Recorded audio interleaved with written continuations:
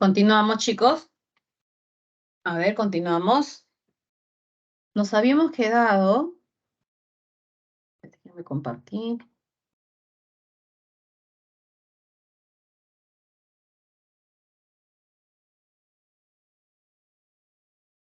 Aquí, ¿no? Respecto a la estricta especialización en alguna disciplina como la medicina resultaría incompatible, que sería incompatible, que se erige como suficiente para formarse moralmente dada su complejidad teórica. Puede ser muy compleja teóricamente una especialización de ardua exigencia, pero para Albert Einstein, si no tiene esta persona formación en arte y letras, no podrá desarrollar sensibilidad, no podrá desarrollar el aspecto moral, el aspecto ético, ¿no? Por eso solamente amistad. ¿Sí? Pregunta número 2. De acuerdo con lo planteado por Einstein sobre el conocimiento filosófico resultaría incompatible. Recuerden que es pregunta por incompatibilidad, porque un rato creo que me habían respondido, pero compatible, ¿no? Es incompatibilidad. Estamos ya en aquella oración que niega, rechaza, cuestiona o contradice, incluso también puede tergiversar una información implícita del texto.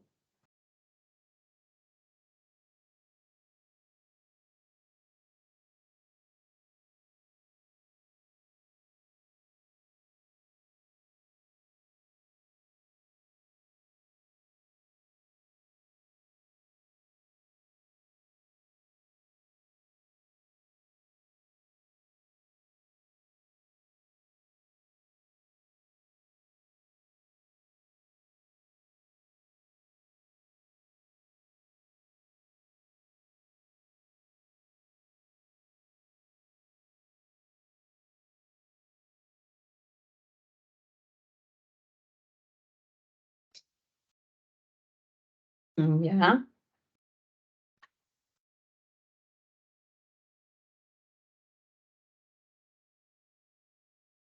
Ujú. Solo Giselle.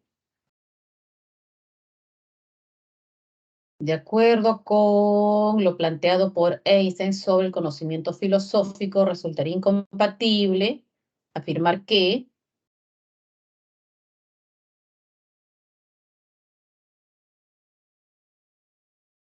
a ver, ¿quién más? Respuesta.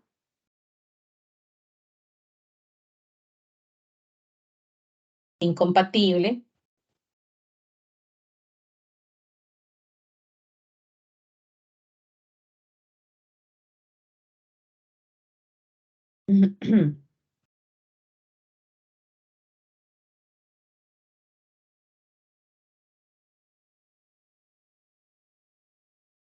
¿Sí?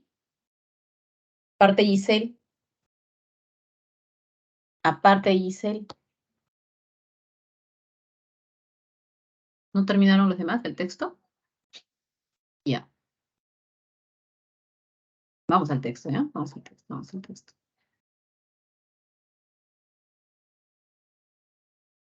¿Qué nos dice? No es suficiente enseñar a un hombre una especialidad. Aun cuando esto logre convertirlo en una especie de máquina útil, no tendrá una personalidad desarrollada de manera armoniosa. Puede ser muy eficiente en ese área en el cual ha sido instruido, pero eso no le va a permitir desarrollar una personalidad armoniosa.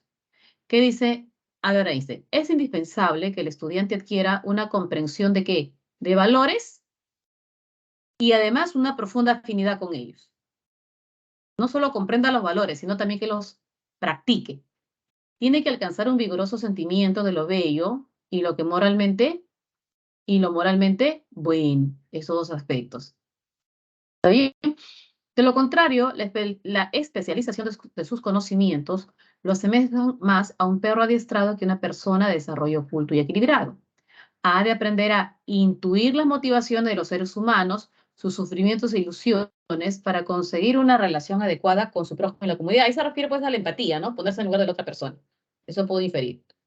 Estos elementos espirituales se transmiten a las generaciones más jóvenes a través del contacto personal con quienes se enseñan, no en lo esencial, por lo menos mediante los libros de texto.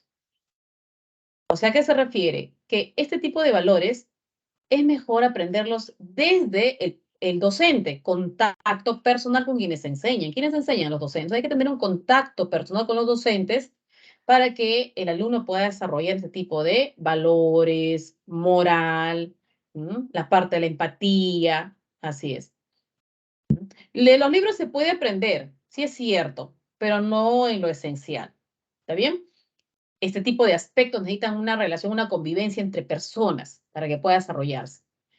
Estos constituyen la cultura y la preservan. Pienso en todo ello cuando recomiendo el arte y las letras.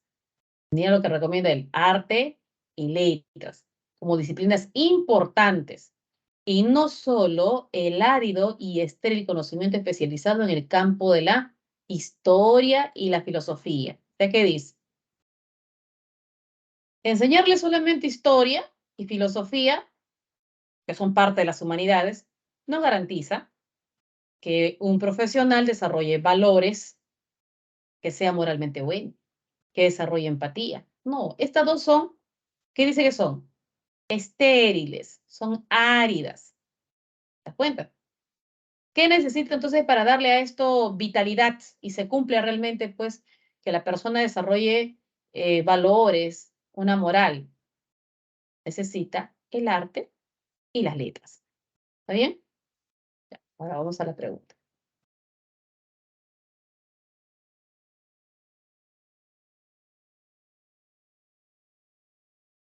Es la pregunta 2, ¿no? Ya, entonces acá. De acuerdo con lo planteado por Einstein sobre el conocimiento filosófico, resultaría incompatible que, ¿qué dice él de conocimiento filosófico? Es estéril, ¿y qué dice? Y árido.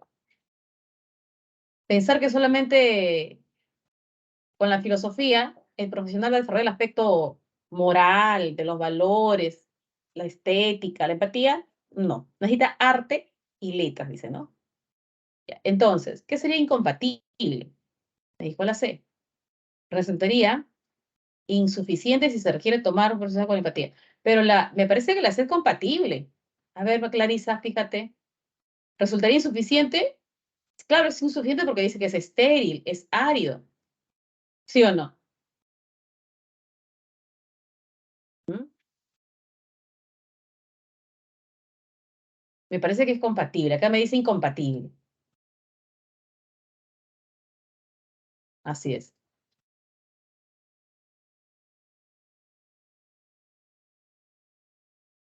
Ujú.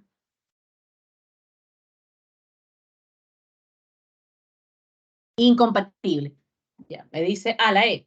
Es parte constitutiva de la formación cultural, pero sí, sí es parte. Por eso dice, no solamente hay que dejarlo a la filosofía, ¿no? No solamente. ¿Qué debe añadirse? Debe añadirse para darle vitalidad a arte y, ¿qué dijo? Arte y letras, decía, ¿no? El arte y las letras. Esto, el arte y las letras, es como el abonito que necesita este conocimiento filosófico, es estéril y árido. Este le va a dar fertilidad.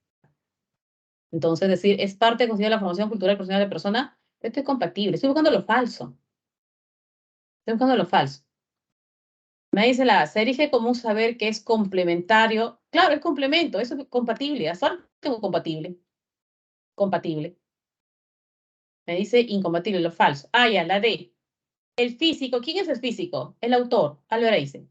Propone que solo o sea, Albert Einstein propone que solamente la filosofía determina la moral de un profesional. Eso sí es falso, ¿te das cuenta? Porque dice que es estéril y árido. ¿Qué debe añadirse a esto? El arte y las letras. Por lo tanto, la D es incompatible. Así es. Muy bien. Pregunta 3. Es contrario a lo sostenido por el autor afirmar que las humanidades, a ver, acá de las humanidades,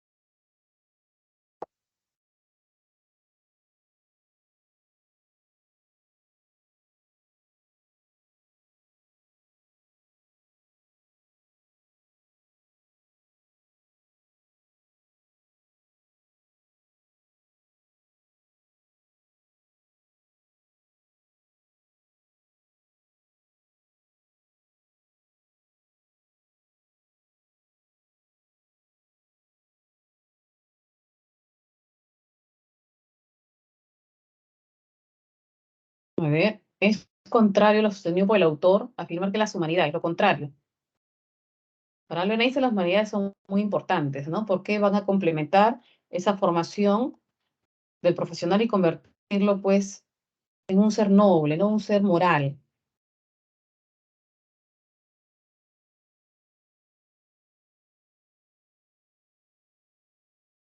Entonces, ¿qué sería lo contrario, ¿no? Sostener sobre las humanidades.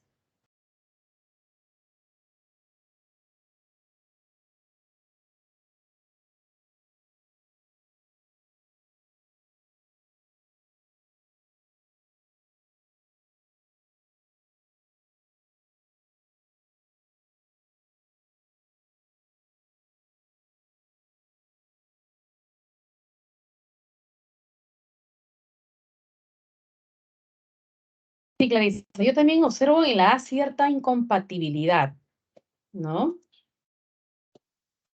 Bloquean el desarrollo espiritual, no lo bloquean. Pero también la B, mira, dice, son estériles para interactuar de forma armónica con nuestros congéneres. Me parece que la B también está contradiciendo, porque las humanidades no son estériles, son muy productivas, ¿no? Para poder interactuar de forma armónica con los demás. No sé, ayúdenme ahí.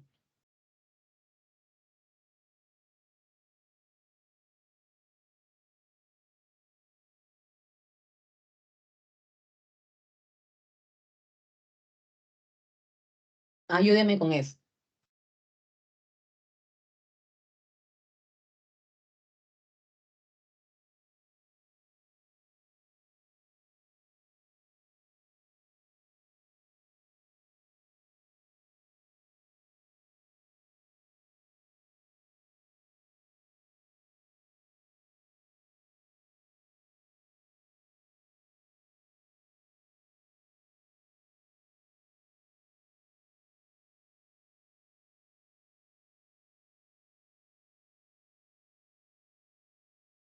La B también, ¿no? Son estériles, dice, para interactuar de forma armónica con nuestros congéneres.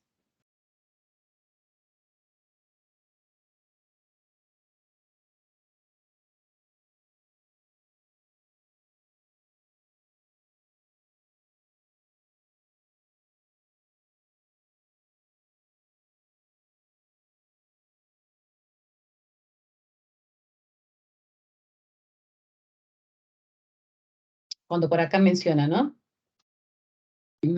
Ha de aprender a intuir las motivaciones de los seres humanos, sus sufrimientos e ilusiones para conseguir una relación adecuada con su prójimo y la comunidad. Estos elementos espirituales se transmiten a generaciones más jóvenes a través del contacto personal con quienes enseñan, ¿no? Estos constituyen la cultura y la preservan. Pienso en todo ello cuando recomiendo el arte y las letras como disciplinas importantes, y no solo el árido y hacer el conocimiento especializado en el campo de la historia y la filosofía. A ver, ¿qué dices? ¿Qué me dice Clarisa? ¿Qué me dice María Gracia? Yo encuentro dos.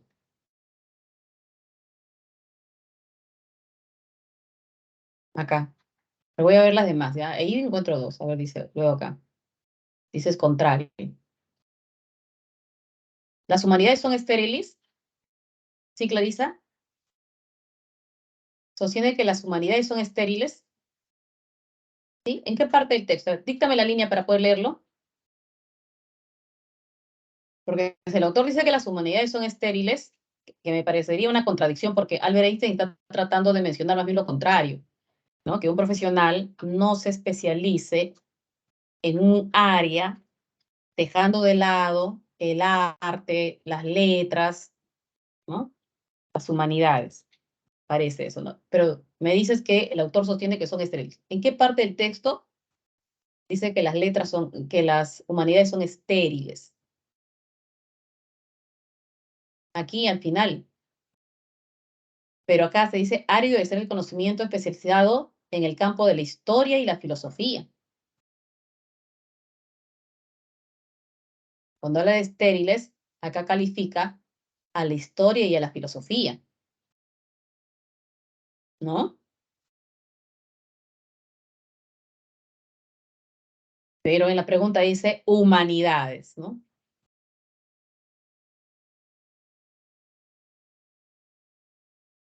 Acá.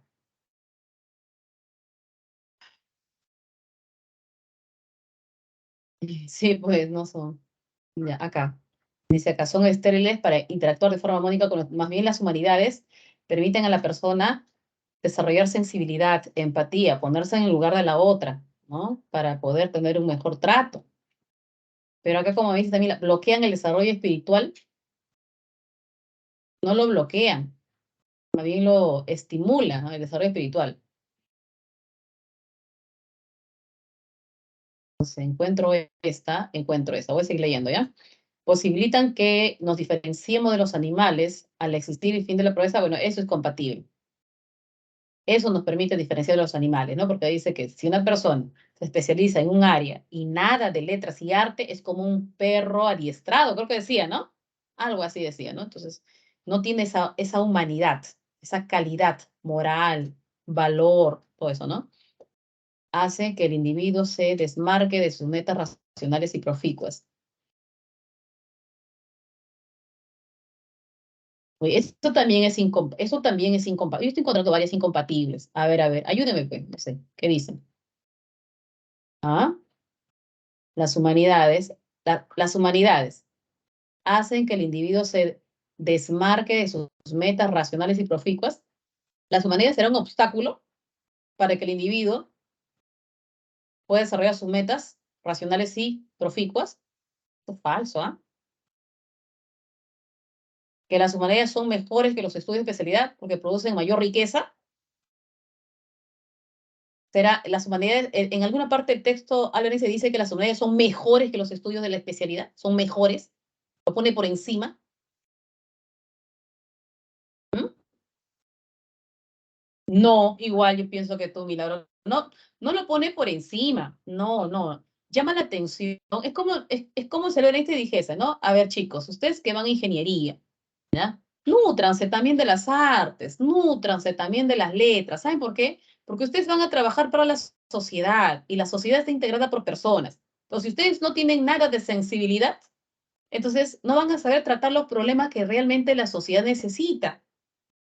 Será usted pues un ingeniero que va, calcula, diseña y ya está, pero usted piense hacia quiénes va, quiénes van a salir beneficiados de esos proyectos. Desarrolle la parte espiritual. Parece que eso va lo que dice.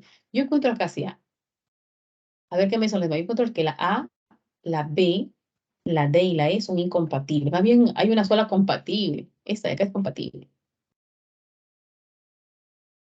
Posibilita que nos diferenciemos de los animales al exigir fin de la pro, al exigir, decía pobreza, yo leí proeza. Uy, no, todo me parece incompatible. Proeza había leído, posibilitan que nos diferenciemos de los animales al exigir fin de la pobreza. Bueno, también, pero sí podría ser compatible, ¿ah? Porque si somos muy sensibles, si desarrollamos esa parte valorativa, no vamos a estar satisfechos con que unos tengan más que otros, que existan personas que no tengan para comer, ¿no? Porque la sensibilidad, la empatía es ponerse en lugar de ellos. Ese es el problema que hay con la 3. ¿Qué hacemos? ¿Sí?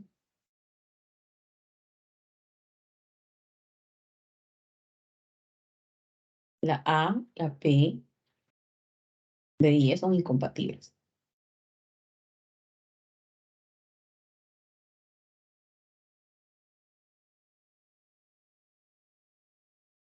O sea, ya, ahí está, ya. Vamos a ver acá qué han colocado como solucionario.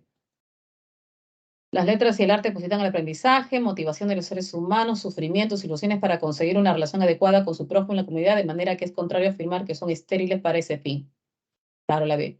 Pero a la vez también es incompatible decir que bloquean el desarrollo espiritual. No lo bloquean. No bloquean el desarrollo espiritual. Ser empático, ser una persona moralista, eso no tiene que ver con la racionalidad, tiene que ver con la parte espiritual, ¿no? Entonces, no lo bloquea, más bien lo estimula, estimularía, afianza, hace que el individuo se desmarque de sus metas. No, las humanidades no hacen que el individuo se desmarque de sus metas, no, más bien fortalece esas metas que se ha trazado. Humanidades, arte y letras no solamente involucran a las personas que decidimos estudiar, pues de repente lingüística, literatura. No, para Albert Einstein es todos, todas las personas, al margen de la profesión que vayan a estudiar. Así quedó. Otro. Pasamos al siguiente texto. Texto 2. ¿Ya? Para la primera pregunta, ahí está. 9:29, 10:29, hasta las 10:35, ¿ya? Para ver las respuestas.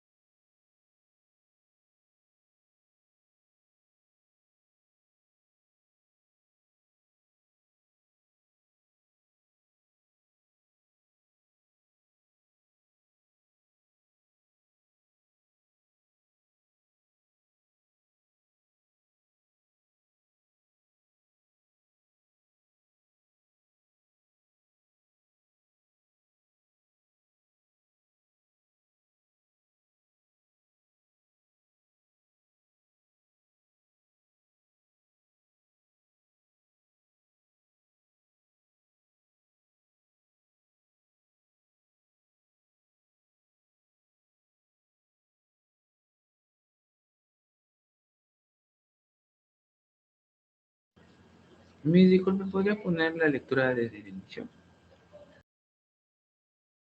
El texto quieres, ya, ahorita lo pongo. Sí, por favor.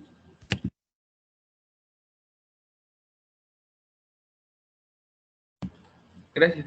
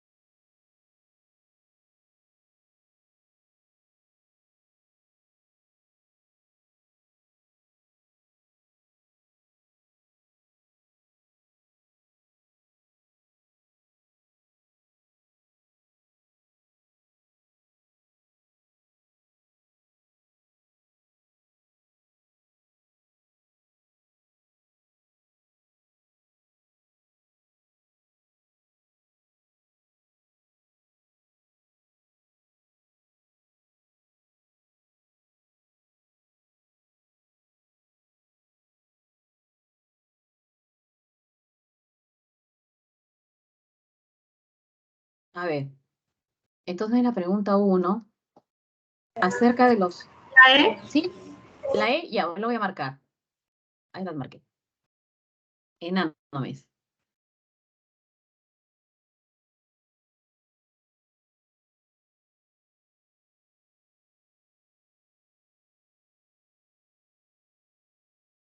Acerca de los movimientos de los astros en el marco de la propuesta de Newton, dice, es incompatible afirmar que este propuso ecuaciones diferenciales distintas para el Sol y la Luna. Acá lo falso está en la premisa. ¿Por qué? ¿Por qué sería falso eso? Tendríamos que completar, ¿no? ¿Por qué sería falso eso? Porque en el texto nos dice que la ecuación diferencial es la misma para todos, para todos.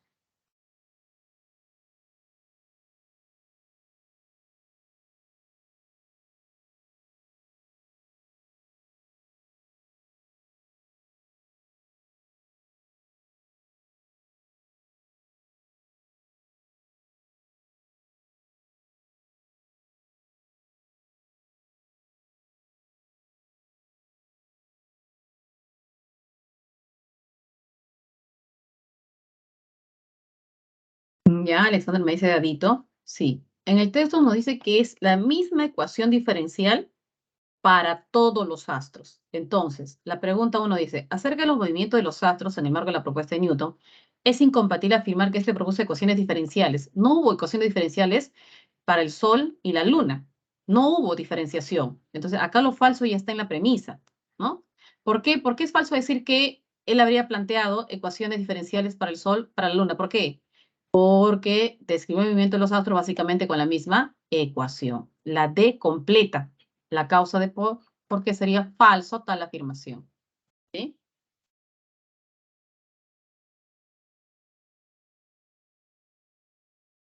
Así es, David. 2. En el texto se habla de un paralelismo, ¿no?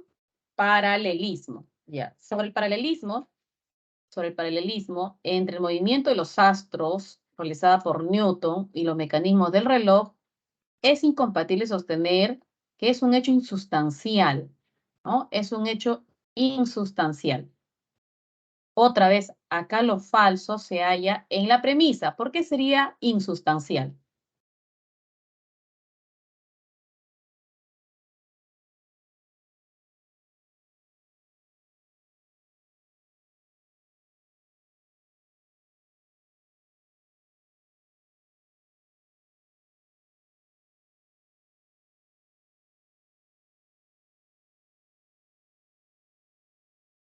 A ver, les indico, mira. Este tipo ¿Miss de la B? incompatibilidad, la B, ya, la B me dices, ¿no? ¿Y por qué me han dicho la E? Mire, ese tipo de incompatibilidades, lo falso está, está acá, en la pregunta ya. Entonces, ¿qué es lo falso en la 2? Dice. La A. Ya, muy bien, me dice la A por acá. ¿Ya? Sobre el paralelismo entre el movimiento de los astros realizado por Newton y los mecanismos de reloj, es incompatible sostener que es un hecho insustancial. En el texto se dice que no es insustancial. Voy a ir al texto, ya para que lo vean, en qué parte está. Muy similar a la pregunta anterior, que la premisa falsa ya estaba en el encabezado y solamente tenía que colocar la causa. ¿Por qué? Porque eso es falso, ¿no? Entonces, ¿dónde estaban? ¿Qué línea? A ver si me ayudan. Mm.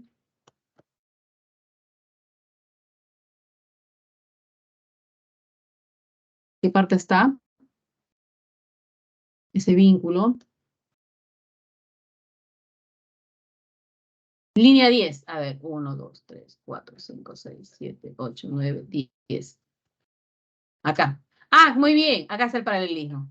Correcto. Gracias. Gracias, Alexander. ¿No? Entonces, acá es donde me habla el paralelismo. ¿No? Pues dice, pero dentro de ciertos límites razonables, las mismas ecuaciones armónicas que describen el mecanismo de reloj, describen los movimientos de objetos astronómicos en todo el universo.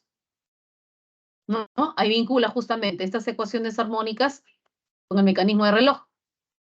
¿Sí? Ya. ¿Y qué dice? Es un paralelismo profundo, profundo, no trivial. O sea, no es insignificante este paralelismo. Es muy profundo. Entendemos que es muy relevante. ¿Ya? Entonces, ¿qué dice la pregunta de incompatibilidad? ¿Está negando eso?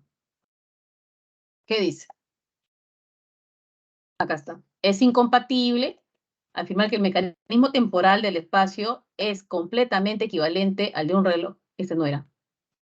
Era este, paralelismo, acá está. Paralelismo. Sobre el paralelismo entre el movimiento de los astros realizado por Newton y los mecanismos de reloj, es incompatible señalar que es un hecho insustancial. No es insustancial. ¿Por qué no es insustancial? Porque es un paralelismo profundo y nada trivial. ¿Ves? Está tal cual. Esta es la causa. Esta es la causa. Eso está en la línea 10 que me mencionó Alexander, que lo subrayé. ¿Ya? Entonces, ese paralelismo entre el movimiento de los astros y el mecanismo de reloj, ¿cómo es? Es un paralelismo profundo y nada trivial. Decir lo contrario, decir que es un hecho insustancial, es incompatible. Dos amistades. ¿Está bien?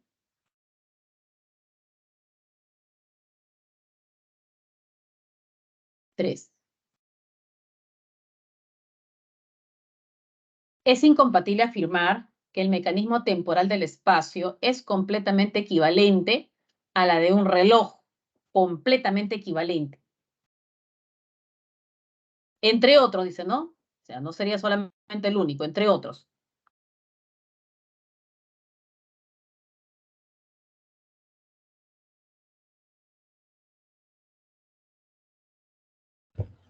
Miss la de. Ya, se debe a que el cosmos es caótico, a diferencia del mecanismo de reloj. El autor lo dice explícito ahí, explica, cuando hace este paralelismo, explica qué es lo que pasa con el reloj, cosa que no ocurre pues en el cosmos. La. ¿El espacio es más atractivo? No. Todo eso tienen que validar con el texto. Ya son preguntas que se han sacado de una parte del texto. De una parte del texto. ¿Ya? Sin embargo, en los relojes, después de haber mencionado este paralelismo muy significativo, sin embargo, en los relojes de péndulo también se conoce algo como el movimiento caótico, ¿ya? Si desplazamos el plomo demasiado lejos de la perpendicular, el movimiento es arrítmico y desordenado. Pero el sistema solar marca mejor el tiempo que cualquier reloj mecánico. Y toda la idea de marcar el tiempo viene del movimiento observado, ¿no? Ahí está una primera diferencia. Otra,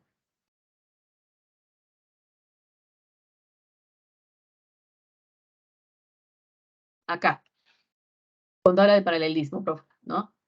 En el sistema solar no hay engranajes y las partes componentes del mecanismo del reloj gravitacional no se tocan. Los movimientos de los planetas son más complicados que los de los péndulos y muelles. Además, el modelo de mecanismo de relojería se quiebra en ciertas circunstancias. Se quiebra en ciertas circunstancias. ¿A qué me hace pensar eso? A que efectivamente, ¿no? Puede ser que el reloj en algún momento podría averiarse. ¿Mm? Un reloj, un reloj podría sufrir algún tipo de avería, pero eso no se puede ver en el universo. En el universo no puede haber averías. Ujú.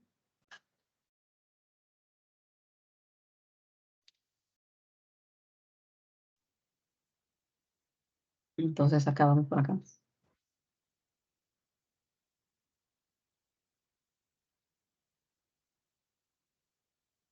Dos, estaba la tres, ¿no? Ya. Podría ser completamente equivalente al de hablar del mecanismo temporal del espacio. ¿Será completamente equivalente al de un reloj? No, porque el reloj podría tener averías. Así es. Hacen un paralelismo muy interesante, es cierto, que tiene gran relevancia, es cierto. No es un paralelismo trivial, para nada.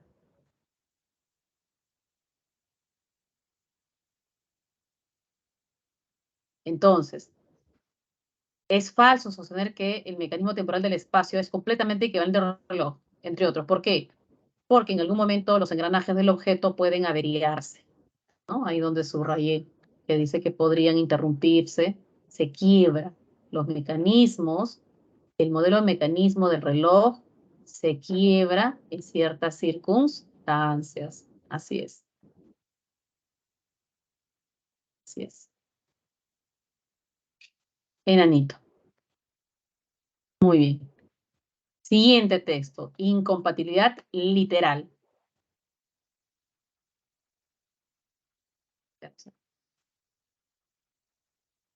Ah, ¿quieres el texto, no? No sé quién está leyendo en mi pantalla. Ya, ahí está el texto. Sí, mil gracias. Entonces, sí, sí, ahí lo dejo. Son 10, hasta las 10:53, ¿ya?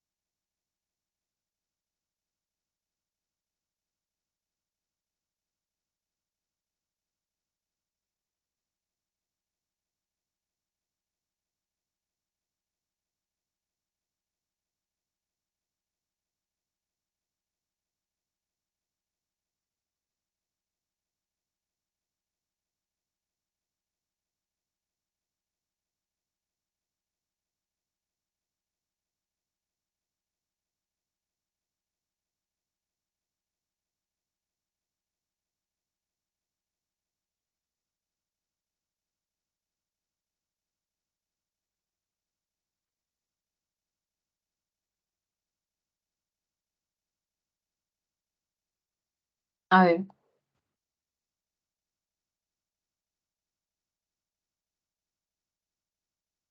Sobre la civilización industrial y los peligros que se derivan de esta, dice, resulta incompatible afirmar que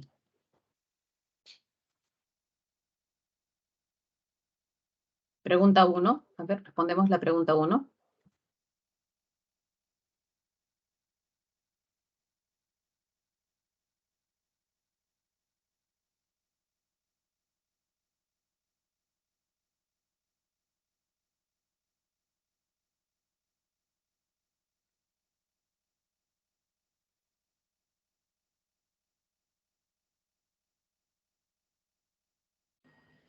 Miss la E. Enano, a ver, vamos a marcar. Ah, por acá me dicen Tadito. Sobre la civilización industrial y los peligros que se derivan de esta, resulta incompatible afirmar que intentar enfrentar esos peligros puede generar una crisis económica.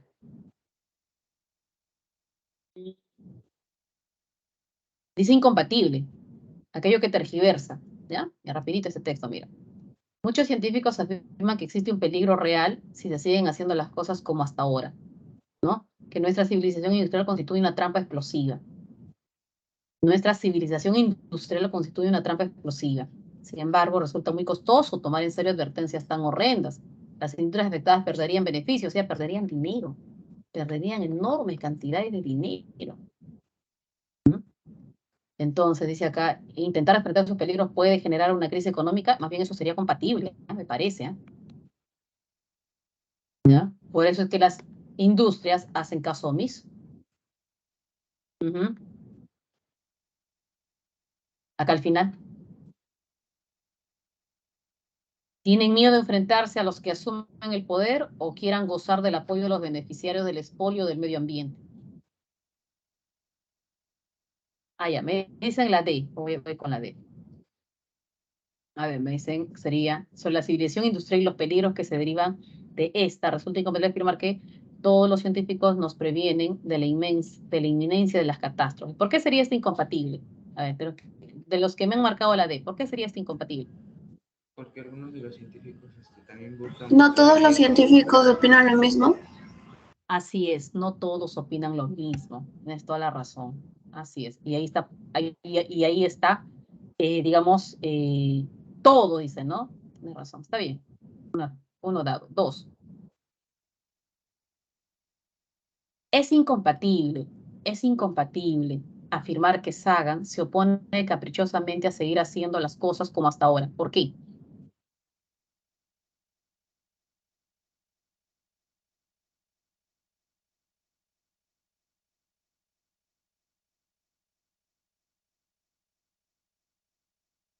¿La E?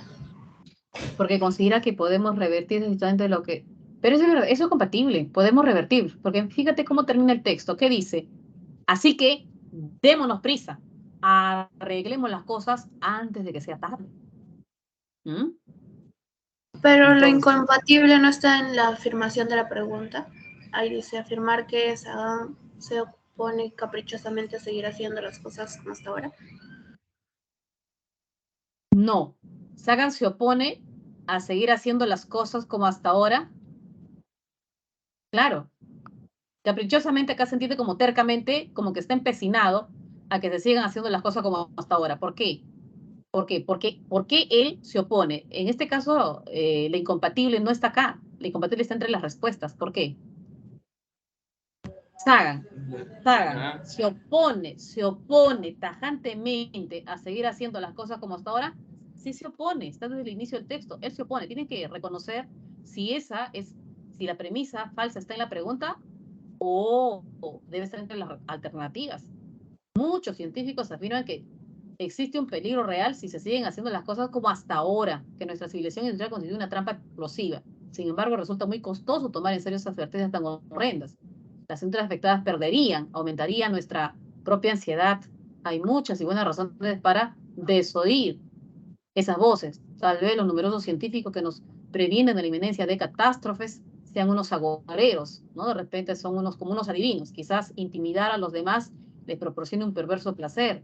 Tal vez no sea más que una de digamos, conseguir subvenciones oficiales. Al fin y al cabo, otros científicos dicen que no hay nada de qué preocuparse, que tales afirmaciones no están demostradas, que el medio ambiente se curará solito. Como es lógico, ansiamos creerles. ¿Quién no? Si tiene razón, no se aliviará de una inmensa carga.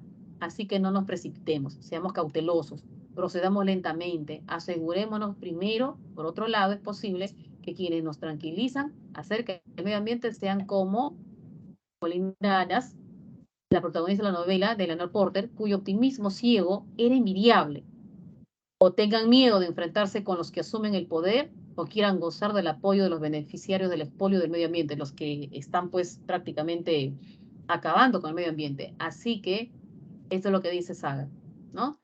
Démonos prisa y arreglemos las cosas antes que sea demasiado tarde. Arreglemos de una vez. Entonces, ajá, estoy de acuerdo ahí. Él reconoce que existen buenas razones para desoír las advertencias horrendas. Esto es falso. Si esto fuese verdadero, entonces él nos diría al final, hagamos deprisa los cambios antes de que sea demasiado tarde. ¿Ya? Dos amistad. Y en la 3, es incompatible con el texto afirmar que las advertencias sobre el inminente peligro son tomadas en serio, unánimemente. Ahí sí está falso. Acá sí es falso. No sé quién me habló hace ratito. Acá sí, la idea falsa está acá en la premisa. Es unánime, todos, ¿no? Porque hay intereses económicos, ¿sí o no? Así es. Porque las industrias afectadas perderían, ¿qué? Perderían beneficios. Así es. Por lo tanto, no es unánime. Está marcada por el interés económico. 3 va. Muy bien. Bueno, hemos garantizado todos los textos que tienen que ver con la compatibilidad e incompatibilidad, que era el tema de hoy. ¿Está bien? Muy bien, chicos, son las 11 en punto. Cuídense mucho. Nos vemos en la próxima clase. Cuídense. Hasta luego, profesora. Gracias, profesor. Gracias, profesora. Nos vemos, profesora. Un gusto.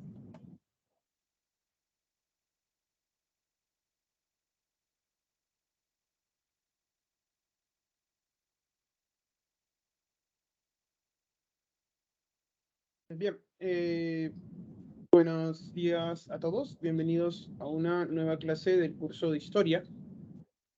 En 36, me parece que sí es. Ya.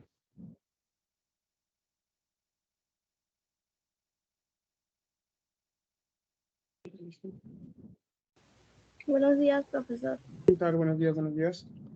Un momento, por favor.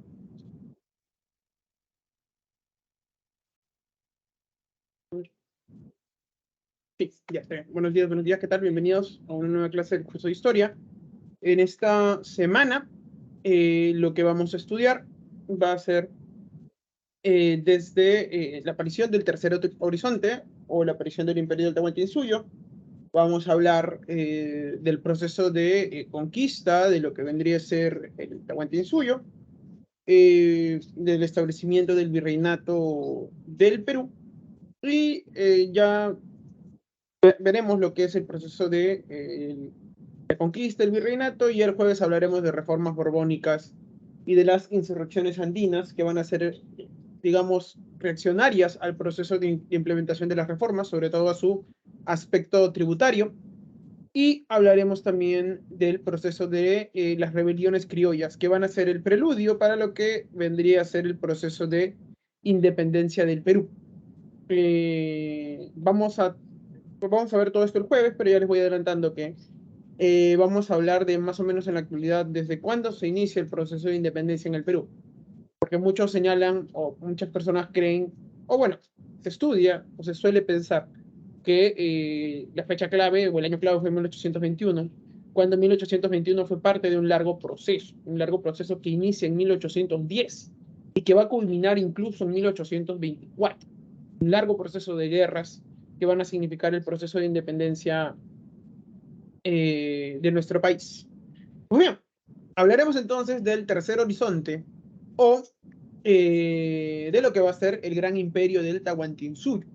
Como ustedes sabrán, recordarán cuando hemos estudiado, me parece, la semana 3, que hemos visto, bueno, semana 2, desde la 1 creo, no, desde la 2, cuando hablábamos de la periodización del Perú prehispánico, Recordarán ustedes que había dos formas de dividir, o dos criterios que estaban, digamos, con un mayor nivel de aceptación dentro de la comunidad científica, que era el propuesto por Rowe en base a los estilos cerámicos y el propuesto por Lumbreras, que era en base a criterios socioeconómicos.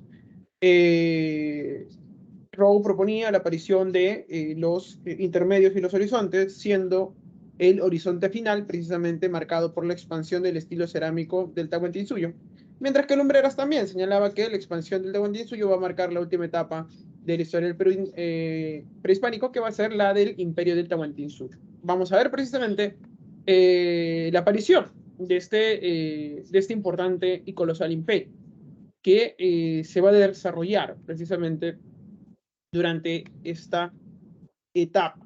Verá, los incas van a nacer como un estado más de todo el periodo del intermedio tardío. Recordarán ustedes que el intermedio tardío o periodo de estados regionales va a estar caracterizado por una etapa de pugna constante por el control de los recursos dentro del mundo andino.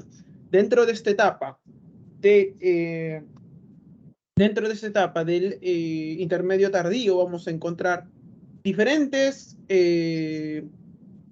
grupos que se van a ir desarrollando. Chinchas, chimús. En el caso de Lima vamos a encontrar a la cultura Ichma, vamos a encontrar a chancas, huancas, chachapoyas, y así, una gran cantidad de reinos señoríos aymaras, una gran cantidad de reinos. De todos estos, los incas van a ser también parte de esta etapa durante su fase regional. Ahora bien, de todos los incas, de los 14 incas que tradicionalmente se estudian, la mayor parte de los incas van a pertenecer a esta fase de estados regionales. La fase imperial del Tahuantinsuyo en realidad va a ser muy corta. Solo vamos a tener 3 incas que le van a dar esta característica imperial y van a lograr darle la máxima expansión al imperio. Por lo cual, es importante resaltar este evento, que el Tahuantinsuyo como imperio solo duró poco más de 100 años. ¿A qué nos referimos? Verán, el inca que inicia con la expansión imperial del Tahuantinsuyo va a ser el gran Pachacuti. Luego viene su hijo Tupac Yupanqui, y el que le da la máxima expansión territorial a todo el imperio es Huayna Cápac. Esos van a ser los 3 incas de la etapa de máximo esplendor del imperio del Tahuantinsuyo, porque luego de ellos va a venir ¿quién? Huáscar Atahualpa, la guerra civil, y posteriormente el fin de el imperio del Tahuantinsuyo. El Tahuantinsuyo como imperio va a ser un periodo muy corto en comparación a la gran cantidad de años que hemos visto dentro de la aparición de la gran diversidad de culturas que han aparecido durante esta época. Van a ver precisamente varios de estos pueblos del intermedio tardío van a verse conquistados por esta colosal máquina imperial que va a ser el imperio del Tahuantinsuyo. Pero ¿desde cuándo se inicia esta fase imperial de este señorío incaico? Desde la aparición de Pachacútec y desde la aparición de un conflicto armado, que va a ser entre real y mitológico, porque no se han encontrado evidencias arqueológicas que sustenten esto, pero sí hay mucha tradición oral que nos habla de este enfrentamiento. El Tahuantinsuyo, entonces, que va a marcar el inicio del horizonte tardío, va a ir desde el año 1400 hasta el año 1532, dando como punto de partida la guerra contra los chancas. ¿Alguno de ustedes ha escuchado antes hablar de el enfrentamiento que van a tener los incas contra los chancas? ¿Alguno de ustedes ha escuchado hablar de la guerra contra los chancas, que es precisamente una fase fundamental porque, según la tradición incaica, marca el inicio de la expansión imperial de los incas? Pues bien, los chancas van a formar una gran confederación. Los chancas van a provenir de la zona de Ayacucho, Apurímac, de estos territorios. Se dice que eran un pueblo guerrero, altamente belicoso, que tenía sus principales pacarinas o lugares de origen, las zonas altas, en lagunas altas de estas regiones de la sierra sur del país. Estos chancas van a formar una poderosa e importante confederación, es decir, varios grupos de descendencia étnica chanca van a juntarse e iniciar un proceso expansivo. Y ahí vamos a tener dos grandes grupos, los Aran-Chanca y los Urin-Chanca. Chancas de arriba, los chancas de abajo. Básicamente van a formar una gran confederación y van a iniciar una expansión hacia la Sierra Sur. Varios grupos nativos, según la tradición oral, van a caer bajo el control de los chancas, ya sea de forma pacífica o ya sea por enfrentamiento bélico. Los chancas van a posicionar su mirada en el fértil valle del Cusco. Y esto va a ocasionar un debate dentro de las élites incaicas. ¿Por qué? Porque, siguiendo la tradición oral que se recoge en diferentes crónicas, el padre, el inca actual era Viracocha. Este señor no quería enfrentar a los chancas, les tenía miedo. Él, junto con su hijo, el inca Urco, deciden abandonar Cusco y dirigirse hacia el altiplano. El que se queda en el Cusco es uno de los príncipes, que no era el heredero para gobernar Cusco. Sin embargo, este joven príncipe, que era uno de los hermanos menores, decide quedarse. Y este señor va a ser el que luego se va a adoptar el nombre de Pachacútec. Pachacútec significa el que cambia o el que transforma el mundo. Pachacútec entonces decide quedarse para defender la zona del Cusco de esta agresión chanca. Y es por esto que inicia las negociaciones para, con otros pueblos del lugar, defender el Valle del Cusco. Se dice, según la tradición mítica, que Pachacútec se puso a rezar y orar a su padre Inti, a su padre Sol, para que por favor lo ayude en el combate. Lo cierto es que Pachacútec va a salir a enfrentar a los chancas y en ese enfrentamiento, según la tradición mítica, desde los cerros las piedras se van a convertir en hombres y van a terminar por derrotar a los chancas. Ya con los chancas en fuga, los incas van a iniciar entonces una serie de persecuciones hasta las mismas pacarinas chancas y ahí van a terminar por derrotarlos. Ahora bien, si se puede hallar una explicación al mito, hay varios etnohistoriadores que señalan que muy probablemente, en caso de que se haya producido este evento, las poblaciones de las alturas que rodeaban el Cusco hayan decidido apoyar a los incas. O sea, estos supuestos hombres convertidos en piedra en realidad eran población del Cusco, que obviamente no tenía una descendencia directa de los incas, pero que estaban a la expectativa de ver quiénes se imponían, si los incas se imponían a los chancas o los chancas sobre los incas, y al final deciden apoyar a los incas, y por eso es que bajan con refuerzos para terminar de derrotar a los chancas. De esta manera, una vez derrotados los chancas, que eran una gran amenaza, los incas con Pachacútec a la cabeza, inician el proceso de organización imperial. Ahora bien, es ahí en donde vamos a tener entonces esta fase imperial, porque hasta antes lo que habíamos tenido era un desarrollo regional. Si ustedes se dan cuenta, los incas no son nativos del Cusco. Los incas provienen del lago Titicaca, del altiplano. No sé si ustedes han escuchado hablar de la leyenda de Manco Cápac y Mama Ocllo. Ya, ese mito fundacional que tienen los incas nos indica que los incas eran un grupo de procedencia altiplánica. El mismo dios, Inti, no era un dios extendido en el Cusco. Vienen con los incas desde el altiplano. Los incas van a llegar durante esta fase del intermedio tardío, van a ir conviviendo con señoríos cusqueños y al final se van a convertir estos incas en los líderes de una confederación cusqueña.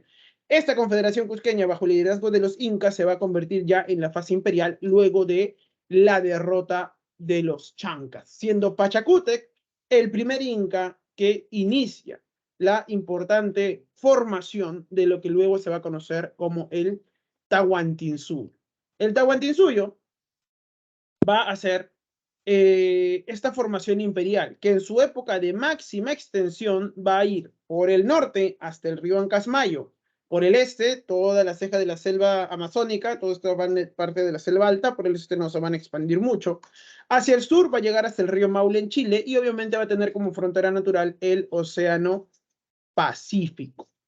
De esta manera entonces se va a formar este gran y colosal imperio. de todos estas, desde Pachacútec en adelante, vamos a tener 3 incas importantes. Bueno, 2 incas. Tupac Yupanqui, que como Auqui, por ejemplo, inicia un proceso de expansión y conquista por toda la Sierra Norte. Tupac Yupanqui se va a encargar de someter a varios pueblos de la Sierra Norte y luego va a bajar a la costa.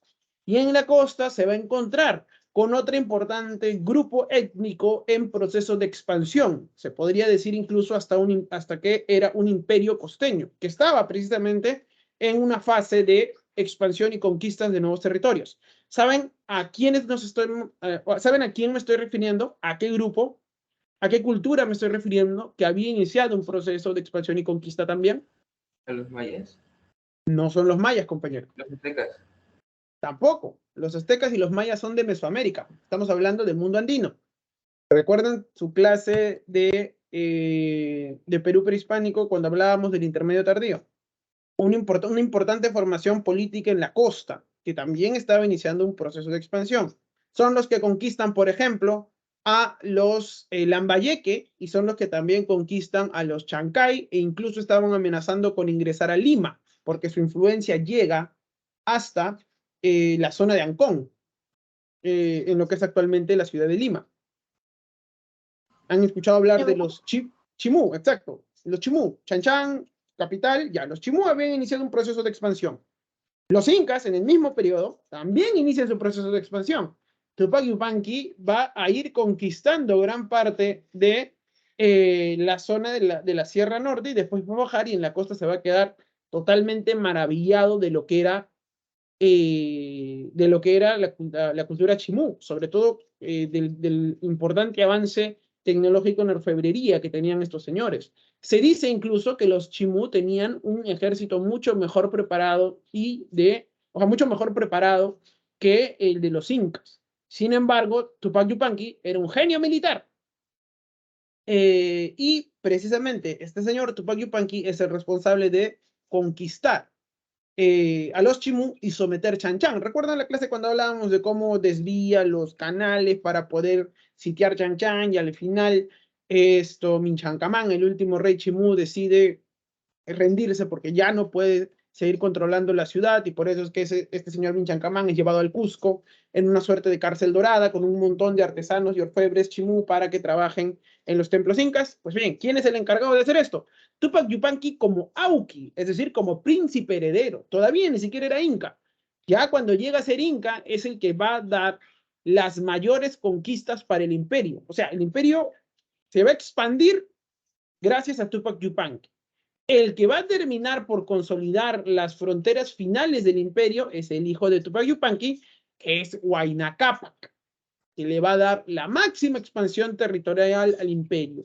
Y estos van a ser los 3 grandes incas, porque después vamos a tener el problema de la guerra civil entre Huáscar y Atahualpa, que por cierto, ninguno de los dos iba a ser inca. O sea, ninguno de los dos era el heredero. Lo que sucede es que para esta época, ya en la zona de Mesoamérica, ya estaban llegando los españoles.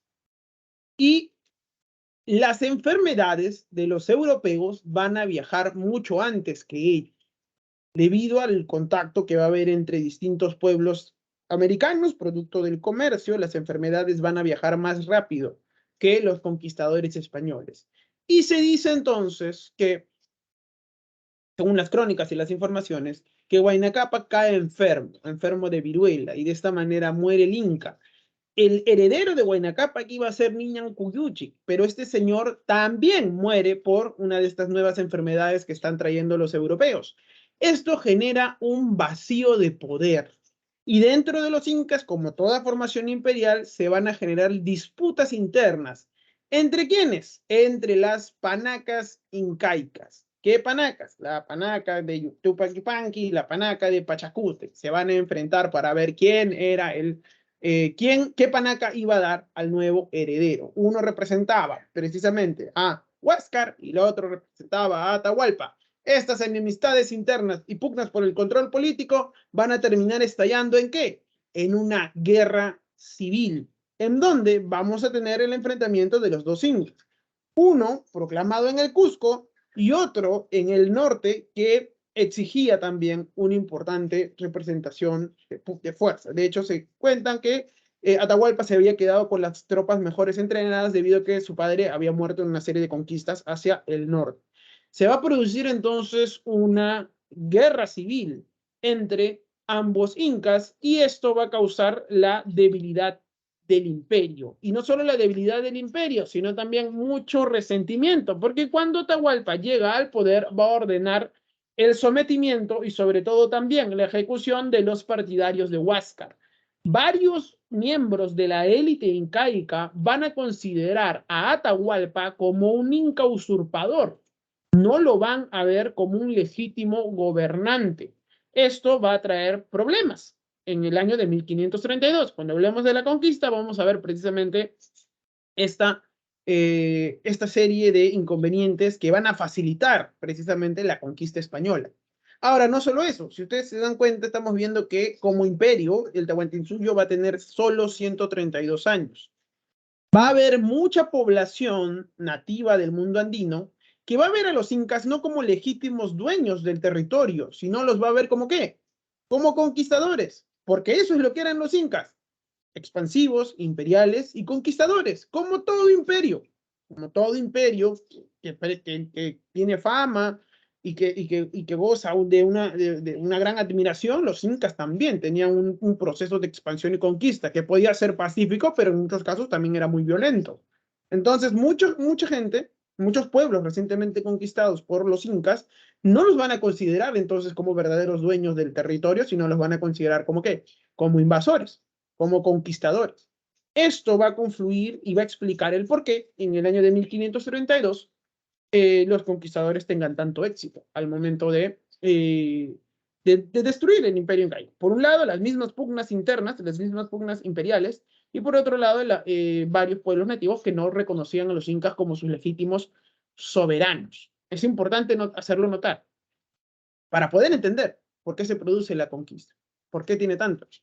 Bien, pero antes de hablar de la conquista y demás, hablemos de cómo es que se organizó este importante y colosal imperio. Y magnífico también, porque tiene una forma de organización imperial muy buena. Tanto es así que varios de los cronistas españoles cuando llegan dicen, este imperio no tiene problemas como hambrunas o desnutrición, debido a la alta capacidad que van a tener los funcionarios incaicos de poder preservar recursos para el mantenimiento de cada una de las personas dentro del imperio. Tiene precisamente grandes avances en torno a la administración del territorio, los incas. Bien, dentro de la organización política vamos a tener dos representantes, que va a ser, por ejemplo, una parte Anan y una parte Urin. Siempre Anan arriba, Urin abajo. Es una especie de dualidad al momento de organizar tanto social y políticamente, no solo los incas, sino en el mundo andino en general también. Pero bien, en la parte de Urin vamos a tener al Willacumu, que va a ser el sumo sacerdote, se va a encargar de la parte más que nada religiosa. En la parte de Anan vamos a tener al Zapa Inca, que va a ser precisamente el encargado de dirigir el gobierno incaico. La máxima autoridad del imperio del Tahuantinsuyo va a ser precisamente este señor, el Zapa Inca. Bien. Luego del Zapa Inca vamos a tener al heredero, que va a ser llamado Auqui. El Auqui y el Zapa Inca, en muchos casos, se dice que participaban de forma conjunta en las tomas de decisiones del imperio. Sin embargo, el Auqui no tenía el mismo nivel del Zapa Inca. Vamos a tener debajo del Zapa Inca al Tucuiricuy. El Tucuiricuy es un encargado de inspeccionar los territorios del imperio. Sobre todo se encargaba de vigilar que cada una de las partes del territorio del imperio funcionaran correctamente y además tenía la facultad de resolver conflictos locales. Por eso es que el Tucuiricuy era el que supervisaba a las provincias y obviamente supervisaba a ¿quiénes? A los Tocricuc o Apunchic, que eran precisamente los encargados de gobernar cada una de las provincias, que como ustedes sabrán son los 4 suyos. Están aquí.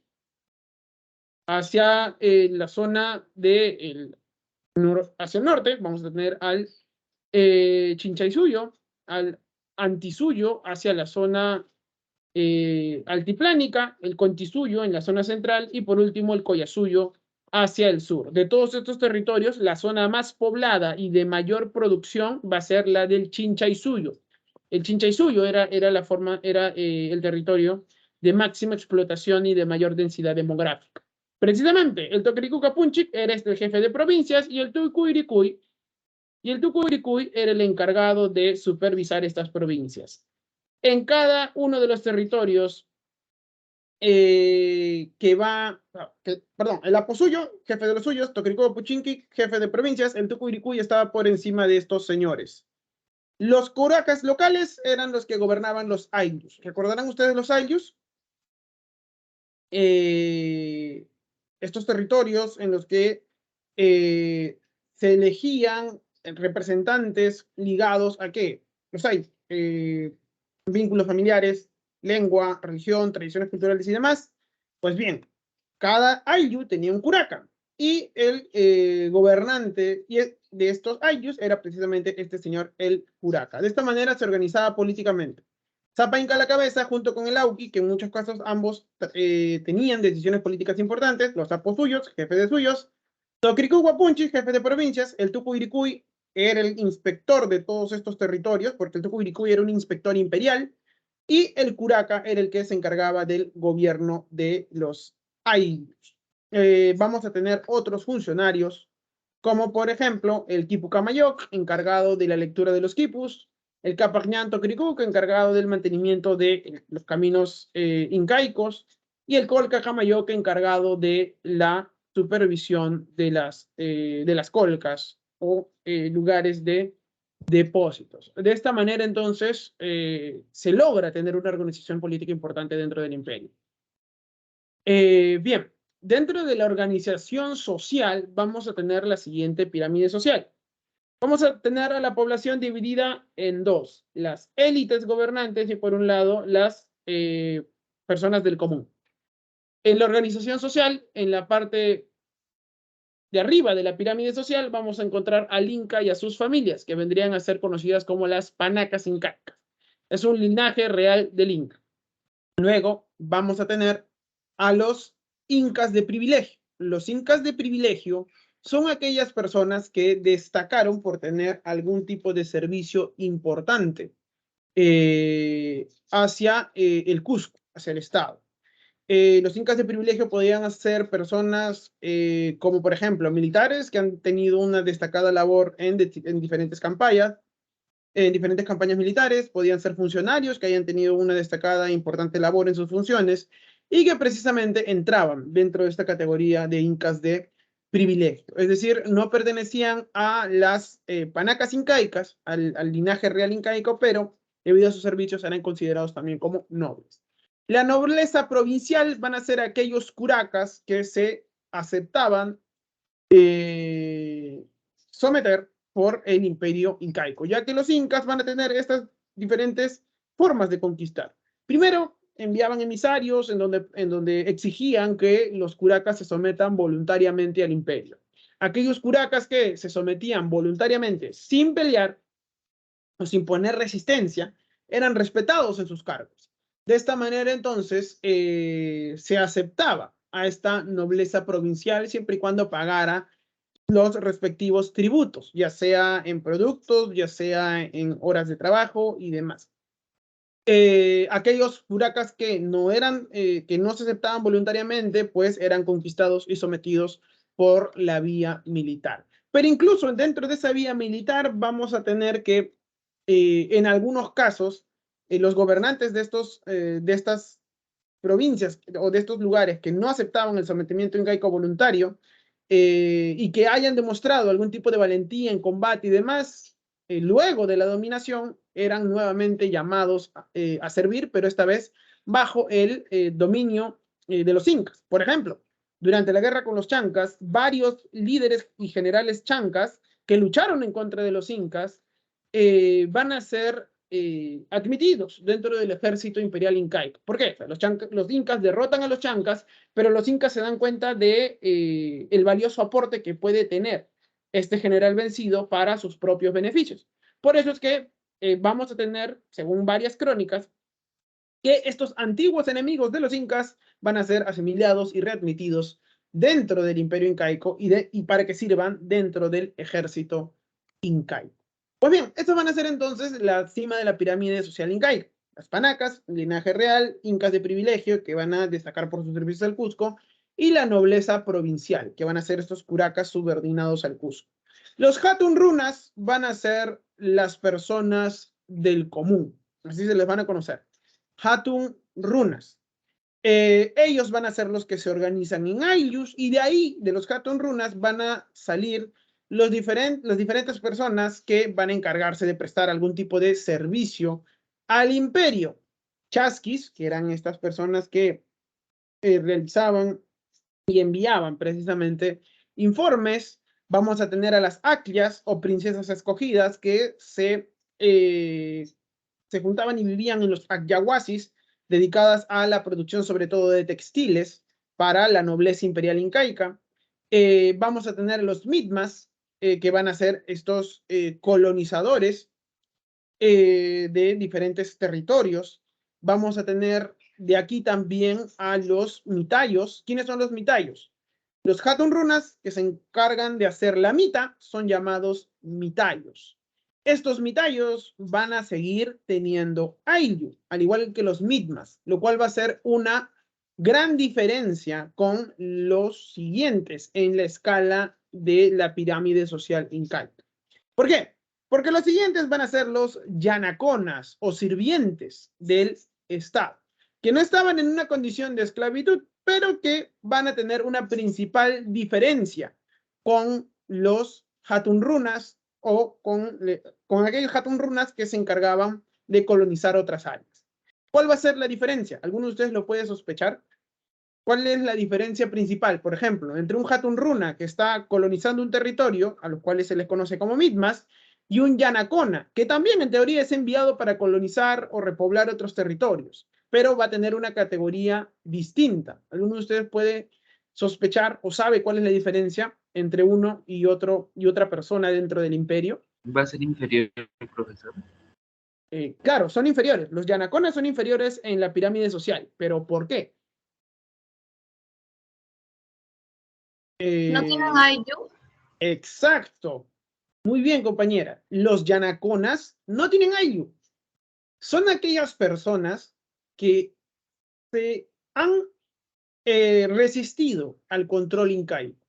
De esta manera, entonces, para evitar algún tipo de revuelta o rebelión, los incas desgarraban el Ayllu. Es decir, rompían los ayllus de estas personas. Como ustedes recordarán, los ayllus eran algo fundamental en el mundo andino desde el arcaico superior, para que vean la tragedia que significa para el hombre andino perder su ayllu. Los incas lo que hacían precisamente con esta persona, estos grupos humanos que no aceptaban someterse al imperio, pues los separaban, desintegraban el ayllu y los mandaban a otras partes para que trabajen en determinados territorios. De esta manera, entonces, los incas se aseguraban dos cosas. Primero, se aseguraban de que en la zona donde había surgido la rebelión o la revuelta, pues ya no haya miembros de ese ayllu y se hayan desarraigado de este territorio. Generalmente estos territorios eran repoblados ¿por quiénes? Por mitmas leales al imperio. Y de otra manera se encargaban de repoblar otras zonas con personas de distintos ayllus para evitar precisamente que pueda haber una unidad, para evitar que vuelvan a resurgir estos lazos identitarios de lengua, sangre, mismo curaca, mismos dioses y demás. De esta manera, entonces, los yanaconas eran enviados a poblar nuevos territorios, pero ya no tenían ayllu. Esa era la principal diferencia. Y por eso es que se les consideraba como sirvientes netamente del Estado, porque el Estado los movía hacia los lugares que el Estado decidiera en donde deberían estar. Esta va a ser la principal diferencia entre un hatun runa mitma y un yanacona. ¿Por qué? Porque un hatun runa mitma también es colonizador, pero a diferencia de él, del Yanacona, el Hatun Runa Mitma, tiene un ayllu al cual pertenecer, tiene un ayllu en donde apoyarse. El Yanacona no. ¿Por qué? Debido a este castigo por haberse rebelado o no haber aceptado voluntariamente la dominación imperial incaica. Porque vuelvo a recalcar, el Tahuantinsuyo y los incas son grandes, son importantes, han hecho cosas más grandiosas, pero no hay que olvidar que también era un imperio, y que como todo imperio, realizaban este tipo de actos. Ahora, aquellas personas que ya no se sometían voluntariamente, que ya se habían rebelado varias veces y que se convertían en un problema para el imperio, eran convertidos en pinacunas. El Yanacona todavía podía, o sea, era sirviente del Estado, pero podía trabajar en su tierra, podría seguir produciendo y demás. En cambio, el Pinacuno ya era un esclavo al cual el Estado podía hacer lo que quisiera con él. Generalmente el Pinacuna era enviado a trabajar a lugares en donde ni siquiera los Yanaconas eran enviados. ¿A qué lugares estamos hablando? A las cejas de selva, por ejemplo. En estos lugares de cejas de selva vamos a tener la importante producción de la hoja de coca, que va a ser una hoja sagrada, no solo para el imperio del Tahuantinsuyo, sino para toda la historia del mundo andino. Los Pinacunas se van a encargar entonces de trabajar, por ejemplo, en estos peligrosos lugares. Ahora, para esta época eran peligrosos, ¿por qué? Enfermedades, climas extremos, la aparición de población que los incas consideraban salvaje, como van a ser, por ejemplo, la de los chunchos, que es así como se los va a conocer mucha de esta población, que no eran otra cosa que población amazónica que los incas nunca pudieron someter y que constantemente eran un peligro para la zona de la frontera de la selva. A estos lugares eran enviados los pinacunas para que trabajen en estos cocales, que por cierto, hasta el día de hoy en esta zona de la selva alta, la hoja de coca da y por cantidades en el mundo andino.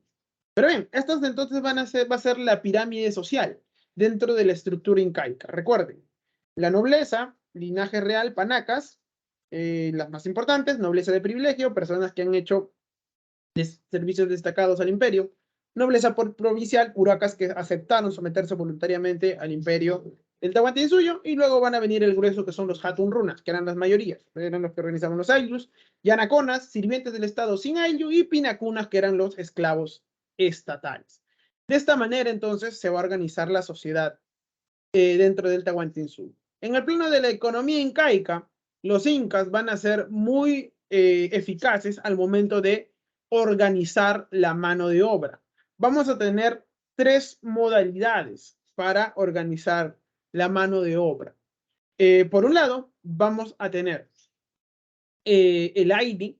El AINI básicamente es un sistema de servicios mutuos que se da dentro del ayllu. Estamos hablando de, por ejemplo, la construcción de una casa, el cuidado del ganado. Estamos hablando, por ejemplo, de la siembra y la cosecha. Básicamente, estas van a ser los tipos de actividades que se van a desarrollar dentro de esta relación de trabajo colectivo que se va a conocer como AIN. Todavía hasta el día de hoy dentro del mundo andino vamos a encontrar a diversas comunidades campesinas que van a seguir realizando este tipo de trabajo colectivo. Lo vamos a ver en el AINI, por ejemplo. Bien, dentro de el AINI, es decir, yo, por ejemplo, quería construir mi casa, podían venir mis familiares o mis amigos, me construían mi casa y demás, teníamos la casa acabada, pero cuando otra persona dentro del AINI también necesitaba algún tipo de ayuda, pues podíamos ayudar. Dentro del AINI no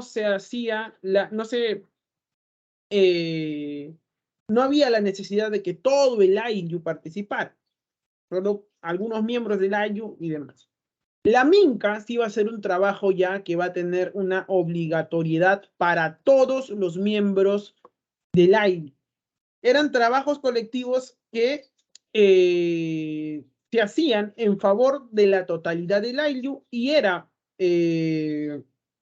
dirigido por un curaca. Estamos hablando de, por ejemplo, la construcción o mantenimiento de infraestructura clave, un depósito, la construcción o mantenimiento de un puente, construcción o mantenimiento de un canal, Por ejemplo, son estructuras que van a permitir el correcto funcionamiento y supervivencia del ayllu. Por eso es que dentro de la minca se organizaba a todo el ayllu y el curaca era el encargado de dirigir este trabajo. Incluso se podía convocar a varios ayllus en caso de que la construcción clave sea vital e importante para varios ayllus. La minca es un trabajo obligatorio y mucho más complejo.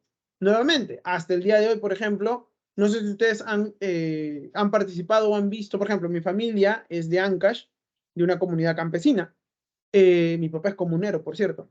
Y precisamente cada año se produce en lo que es la limpia de sequias y todos los comuneros, estén en Lima o estén allá, están obligados a participar, ya sea enviando dinero o ya sea yendo directamente a trabajar en el mantenimiento de estos canales. ¿Por qué? Porque son importantes mantener el canal de regadío porque si no, no llega agua y si no llega agua, pues simplemente no se produce. Por eso es importante. Todavía hasta el día de hoy, las comunidades campesinas actuales, que en su mayoría son descendientes de estos ayllus, por no decir que son ayllus, se dedican precisamente a organizar el trabajo de manera colectiva. Y es importante entender esto.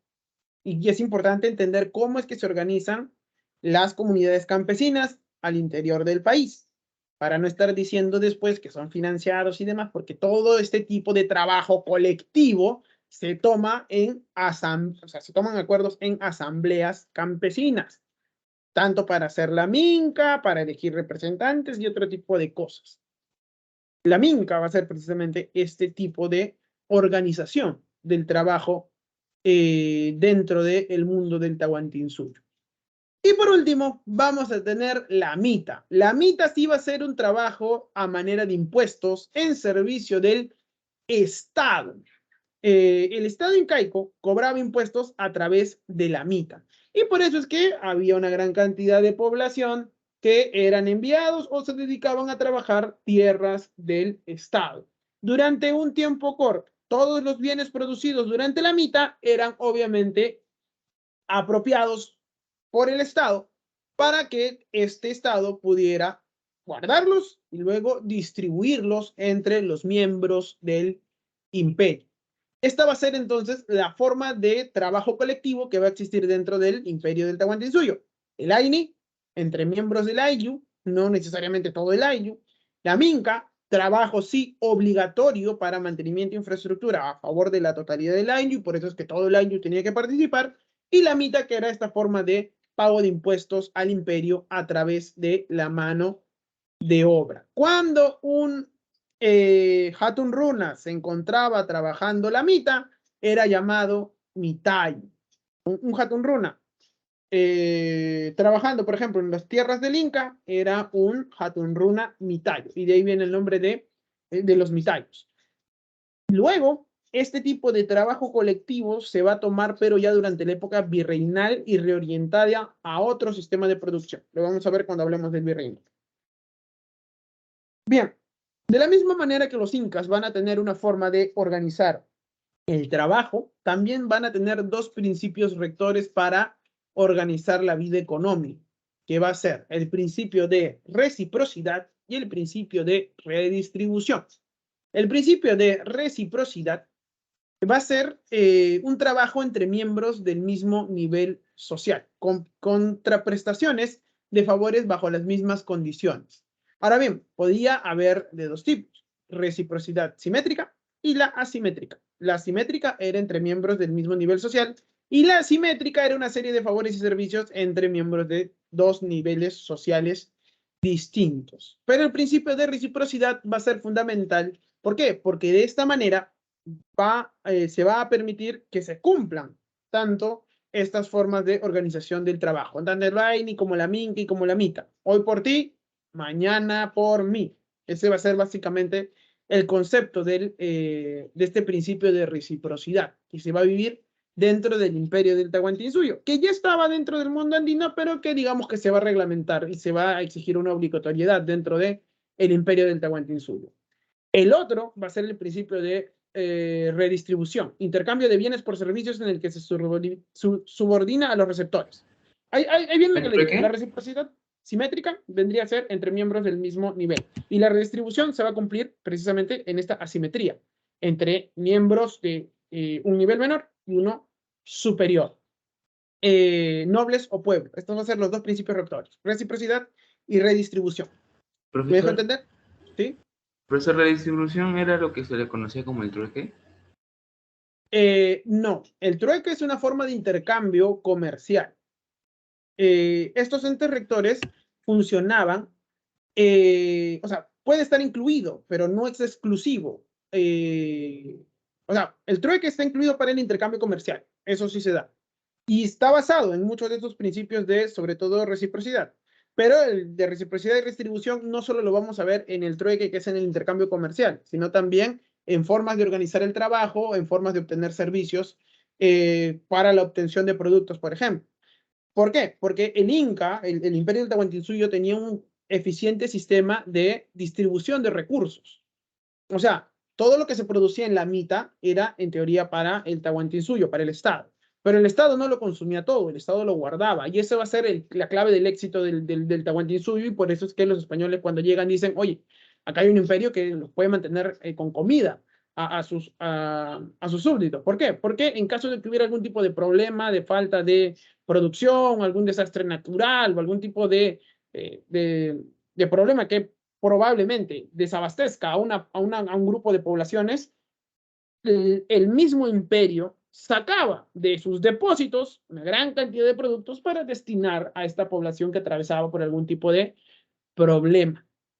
Y ahí se ve también este principio de redistribución, por ejemplo, en este caso, ¿por qué? Porque es de tipo asimétrica, es decir, el Estado está dando una serie de bienes y servicios a las personas del pueblo, pero obviamente estas personas del pueblo han trabajado a través de la mitad y por eso es que también le corresponde una parte de esta producción cuando surja algún tipo de problema o algún tipo de inconveniente.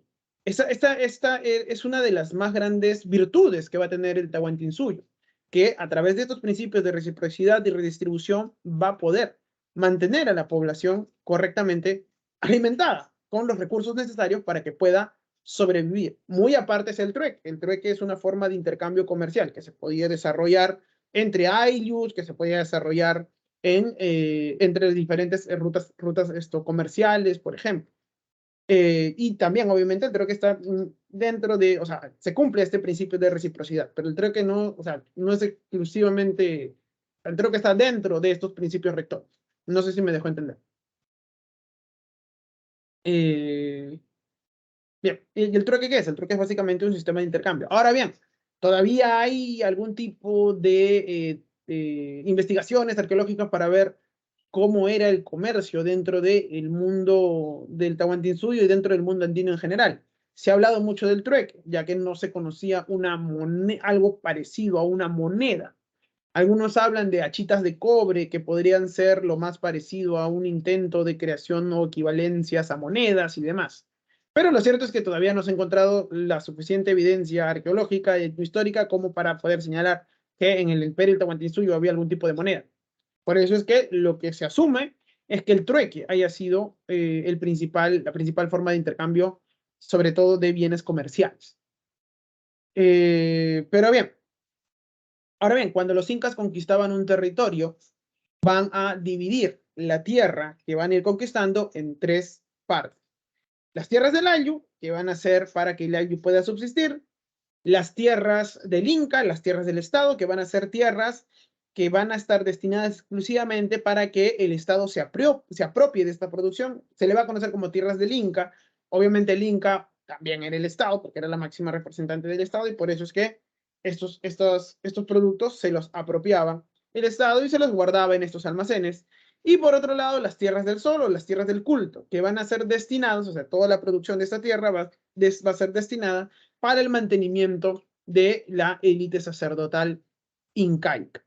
De esta manera, entonces, se dividía la posesión territorial durante el imperio del Tahuantinsuyo. La religión incaica va a ser politeísta y panteísta. ¿Qué quiere decir politeísta? Varios dioses. Panteísta, que va a haber un panteón con dioses principales, dioses secundarios y demás. Ahora bien, El dios oficial va a ser Inti, el dios sol, que va a ser impuesto en cada región que va a caer conquistada por los incas. Sin embargo, conforme los incas van a ir conquistando nuevos territorios, van a ir asimilando a los dioses locales a su propio panteón. Los incas, la única exigencia en el plano religioso era que rindas culto a su dios principal, que era el sol, pero no se hacía ningún tipo de problemas porque adores a otros dioses. Vamos a tener entonces varios dioses, como por ejemplo la Pachamama, diosa que representaba la tierra. Vamos a tener a Viracocha, que en los mitos cusqueños es la divinidad que ordena el mundo. E incluso dentro de los mitos cusqueños, Viracocha es el creador universal y es el que crea o el que dispone la aparición del sol y de la luna. Por eso es que en algunos mitos se habla de que Viracocha tenía una preponderancia mucho mayor que el sol. Sin embargo, el dios oficial del imperio era Inti. Bien, si ustedes se dan cuenta, Viracocha es un dios que aparece desde épocas muy tempranas en el mundo andino y siempre se lo ha representado con estos dos báculos. Y dentro de la mitología andina, Viracocha es el que crea el universo, el sol y la luna incluidos. Equilla, que va a ser la diosa luna, que representa la divinidad. Vamos a encontrar a la diosa de la lluvia, que va a ser Chuquilla, y vamos a tener un dios costeño importante que va a ser Pachacamac, que va a ser el dios capaz de producir los terremotos. En algunos mitos, Pachacamac también va a ser o se le va a atribuir esta capacidad de organización del universo. De esta manera, entonces, vamos a tener estos varios dioses que vamos a tener dentro de la religión incaica. Pero vuelvo a repetir, el dios oficial del imperio era el dios sol. Por ejemplo, en el sitio arqueológico de Pachacamac, que está ubicado en Lurín, vamos a encontrar esta dualidad dentro del imperio incaico. ¿Por qué? Tenemos el templo de Pachacamac, chiquito, que obviamente el oráculo de Pachacamac se va a convertir en el dios más importante o el oráculo más importante de toda la costa central del mundo andino. Tan importante que incluso se conocía en la selva amazónica. ¿Por qué? Porque los antropólogos han logrado recopilar una serie de mitos en donde se cuentan que grupos amazónicos viajaban desde la Amazonía hasta Lima para rendirle culto y pedir el consejo de Pachacamac, para que vean la importancia que va a tener este dios y este templo y este oráculo, sobre todo durante el intermedio tardío. Cuando los incas llegan a este lugar, los incas van a rendirle homenaje y van a aceptar a Pachacamac dentro de su panteón. Pero Pachacamac no podía ser más importante que ¿quién? Que Inti, el dios oficial del incanato. Por eso es que al costado del oráculo y el templo de Pachacamac, los incas van a construir una monstruosidad hecha en adobe. ¿Cuál va a ser esta monstruosidad? El templo al sol. El templo al sol va a ser mucho más grande y va a estar ubicado en una colina mucho más elevada, orientada hacia el mar, que el templo de Pachacamac. Y ahí también van a construir su Acyahuasi al costado. Así que cuando ustedes vayan al templo, los invito a ir al sitio arqueológico de Pachacamac, en caso de que no hayan ido, los invito a ir de verdad, van a encontrar esas dos cosas. A un lado, el oráculo, el templo de Pachacamac, con calles bien construidas, pirámides y demás, y al costado una colosal cosa que va a ser el templo al sol. De esta manera, entonces, los incas iban conquistando varios territorios e imponían más que nada el culto al sol. Bien, en el año de 1532, como ustedes saben, va a llegar Pizarro y compañía, produciendo punto final a este gran e importante imperio, que desde el Cusco había logrado dominar todo el territorio. Una cosa que me olvidaba, el Capañán. El Capañán también va a ser otra proeza del imperio incaico. ¿Por qué? Porque el Capañán va a permitir conectar todo el imperio de norte a sur y de este a oeste. Va a ser una verdadera proeza, porque esto le facilitaba al imperio incaico poder distribuir bienes, poder distribuir información y sobre todo poder enviar ejércitos a diferentes zonas. Son caminos bien espaciados, muy bien construidos y bien conectados. Aquí, por la ciudad de Lima, vamos a tener también el paso del Capajñán. ¿Cómo no? Si tenemos al importante templo de Pachacamac. Pachacamac se va a convertir en un importante templo de intercambio, incluso durante el Tahuantinsuyo. Por eso es que va a tener un pedazo de Capajñán que lo va a unir al resto del imperio. ¿Alguno de ustedes vive por el cono norte? Comas, Independencia, San Martín, perdón, Comas, Independencia, Puente Piedra, Ancón quizás, Ventanilla. Ventanilla, por ejemplo. ¿Alguno de ustedes? No sé. Ya, muy bien. Puente Piedra. Por ejemplo, Puente Piedra. El Capajñán, que va a venir de la costa norte, va a pasar por estos distritos. Todavía tenemos restos bien reconocidos en Ancón. En Ancón todavía hasta el día de hoy podemos distinguir. Los arqueólogos han hecho la chamba y han distinguido que hay este pedazo de Capajñán que venía desde el norte, que era este pedazo de camino que iba toda la costa. Pues bien, el pedazo de este Capajñán venía desde el norte, entra por Ancón, se pierde por Santa Rosa, Puente Piedra, Ventanilla, por esos lugares, entra por Puente Piedra, entra a Comas, y no sé si ustedes conozcan la avenida metropolitana en Comas, pero por ejemplo esa avenida era parte del Capajñán, que entraba y se conectaba ¿en dónde? En la 50. No sé si ustedes ubican la 50, los que viven por Comas, Independencia, San Martín, por ahí. Bien, ahí la 50.